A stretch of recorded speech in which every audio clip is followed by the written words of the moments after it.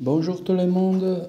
Aujourd'hui, je vais vous montrer un peu la méthode pour faire l'insertion des données d'un archive XML sur le mainframe. Je vais prendre toutes les données d'un archive XML et faire l'insertion de ces données dans la base des données DB2. Bon, ici, vous voyez le programme principal.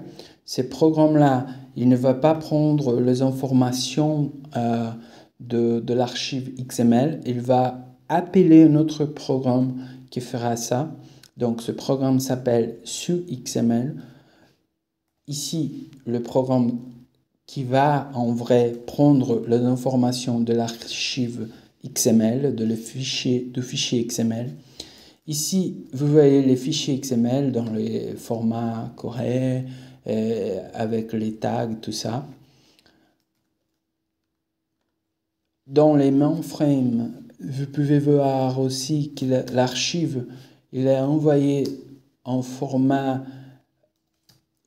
UTF-8. Donc, c'est pour ça qu'on voit ce genre de caractères bizarres là.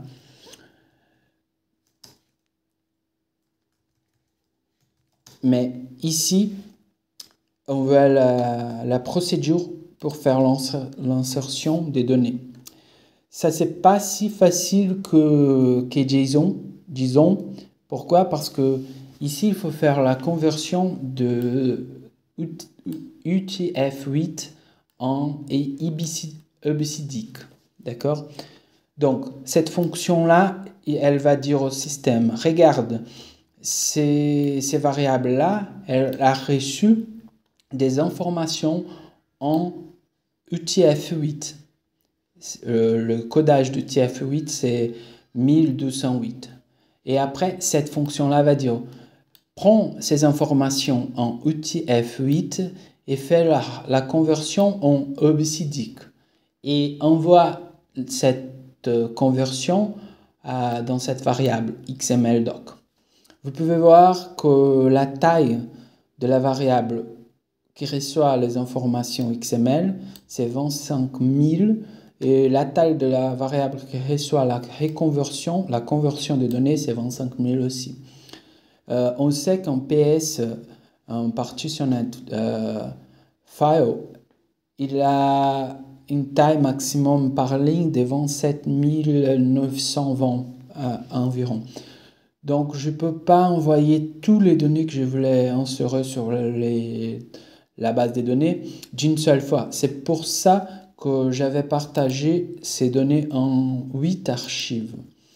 Pour traiter tous ces archives, c'est possible d'envoyer les archives séparées, après les assembler dans un archive qui aura 8 lignes, de 25 000 caractères par ligne environ.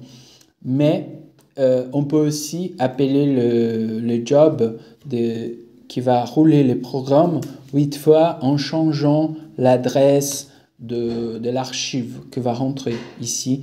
On peut mettre passe 1, passe 2, passe 3, comme il s'appelle ici. Passe 1, passe 2, passe 3. Il va rouler le programme 8 fois en envoyant chaque fois un fichier différent. Donc, après avoir fait l'insertion, on va traiter les données. Parce que ici, c'est un peu plus compliqué. C'est pas la même chose, c'est pas la même procédure. On fait pas XML parse dans cette variable comme on a fait sur l'exemple JSON. Il faut créer un paragraphe qui va traiter les événements des conversions XML. Ici, vous allez voir que le programme, il va enquêter l'archive en disant maintenant, s'il y a cet événement qui s'appelle content character, il faut voir les noms de cet événement. Si cet événement s'appelle first name, vous allez faire le mouvement de ce qui est dans la variable XML text pour la variable first name count1. Ça veut dire dans la première position de la table, après dans la deuxième, troisième, quatrième. Et vous pouvez voir sur le fichier XML que les noms des événements sont là. Donc, first name, last name, adresse, ici. First name, last name, adresse, site, country.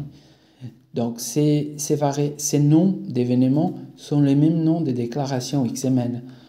Et il faut faire ça pour qu'ils puissent mouvementer le contenu de cette variable à la variable du programme en soi.